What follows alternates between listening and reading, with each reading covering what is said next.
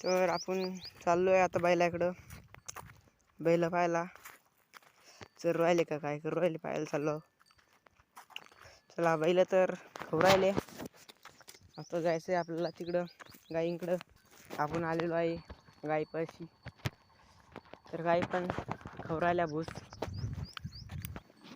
आता आपल्याला जायचंय आपल्या वरच्या वावरात मक्का कापायला. तर मित्रांनो, ही आपली ज्वारीत एक जामाचं झाड आहे. ही आपली मोठी ज्वारी. तर आपली ही ज्वारी किती दिवसात येईल कमेंट करून नक्की सांगा. आपण चाललेलो आहे आता वरच्या नवीन घेतलेल्या वावरात. आता आपण चाललेलो आहे वरच्या वावरात.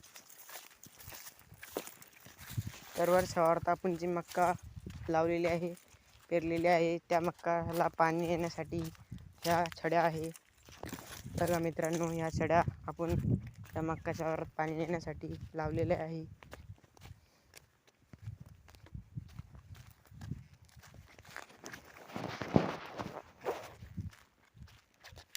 तर इथून आम्ही रोडाखालून छडी दाबून छडी पलीकडे नेली आहे.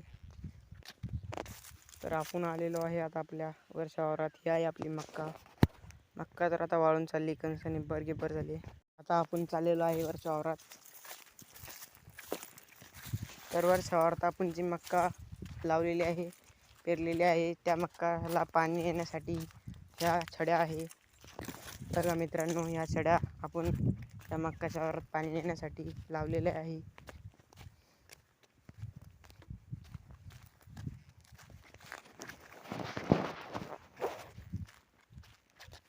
तर इथून आम्ही रोडाखालून छडी दाबून छडी पलीकडे नेली आहे. तर आपण आलेलो आहे आता आपल्या वरच्या वावरात. ही आहे आपली मक्का तर आता वाळून चालली, कणसं निब्बर झाली.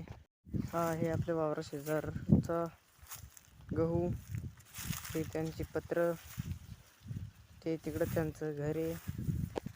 आता चाललेलो आहे आपण कणस कापायला आणि मक्का कापायला. तर मक्का कापायला आपण आलेलो आहे आता इकडे. पप्पा आणि मम्मी मक्का सोंगत आहे आणि मोडत आहे. ही आहे आमची मक्का आणि मक्काचे तुरे कापलेले आहे. हे नवीन जे शेत घेतलेलं आहे आम्ही, त्याच्यामध्ये मक्का टाकलेली आहे. आम्ही असा यावर्षी उपक्रम राबवला. पहिला सरकी लावलेली होती. याच्यात सरकीचे 2 व्यसनं झाल्याच्या नंतर पट्टीमध्ये मक्का लावली. आता बघा, सरकीचे पण बोंड्या आल्या आणि मक्का पण आली. कापूस फुटलेला आहे सध्या आणि आता मक्का काढणी चालू आहे. हे एवढं आपण नवीन जमीन घेतलेली आहे, त्याच्यामध्ये हा उपक्रम राबवला आहे.